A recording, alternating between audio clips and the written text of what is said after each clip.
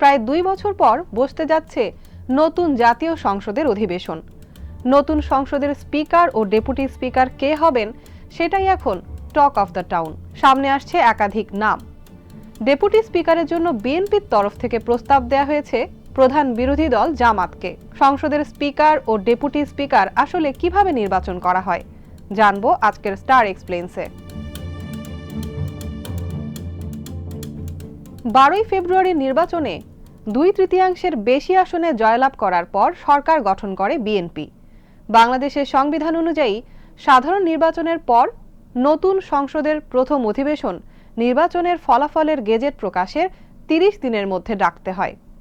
আইনে বেঁধে দেওয়া সময়ের 2 দিন আগেই 12 মার্চ সংসদের প্রথম অধিবেশন অনুষ্ঠিত হবে।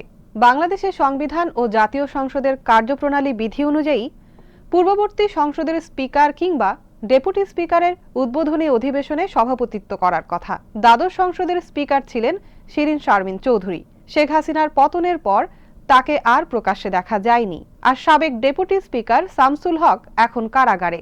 ফলে সংসদের প্রথম অধিবেশন কিভাবে পরিচালিত হবে সেটি নিয়েও নানা প্রশ্ন সামনে আসছে। সংবিধানের 74 অনুচ্ছেদে স্পিকার ও ডেপুটি স্পিকার নির্বাচন সম্পর্কে বলা আছে, কোনো সাধারণ নির্বাচনের পর সংসদের প্রথম বৈঠকে সংসদ সদস্যদের মধ্য হতে সংসদ একজন স্পিকার ও একজন ডেপুটি স্পিকার নির্বাচিত করবে।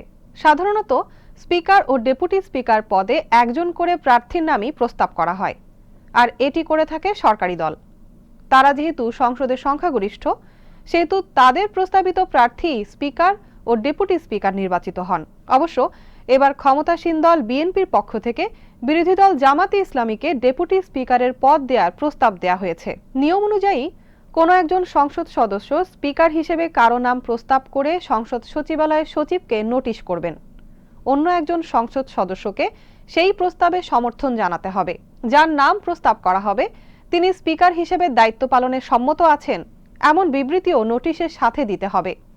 এরপর এটি সংসদ সদস্যদের মধ্যে ভোটাভুটিতে যাবে। কোনো প্রস্তাব গৃহীত হয়ে গেলে বাকি প্রস্তাবগুলো ভোটে দেয়া হয় না। একই পদ্ধতিতে ডেপুটি স্পিকার নির্বাচন করা হয়। তবে কোনো সংসদ সদস্য স্পিকার পদে নিজের নাম প্রস্তাব করতে পারেন না। এছাড়া কোনো সদস্য নিজের নির্বাচনের সময় সভাপতিত্বও করতে পারেন না। নিয়ম অনুযায়ী এই নির্বাচন প্রক্রিয়া শেষ হওয়ার পর অধিবেশন মুলতবি ঘোষণা করা হবে। সেই সময়ে স্পিকার ও ডেপুটি স্পিকারকে শপথ পাঠ করাবেন রাষ্ট্রপতি। তারা শপথ নেয়ার পরই তাদের সভাপতিত্বে শুরু হবে পরবর্তী সংসদের কার্যক্রম। বাংলাদেশের সংবিধানে বলা আছে, স্পিকার বা ডেপুটি স্পিকার পদত্যাগ না করা পর্যন্ত বা পদ শূন্য না হওয়া পর্যন্ত তারা তাদের পদে বহাল থাকবে। পরবর্তী সাধারণ নির্বাচনের মাধ্যমে নতুন সংসদ গঠন না হওয়া পর্যন্ত তারা আগের পদেই বহাল থাকবেন। বাংলাদেশের প্রথম স্পিকার হিসেবে দায়িত্ব পালন করেন শাহ আব্দুল হামিদ।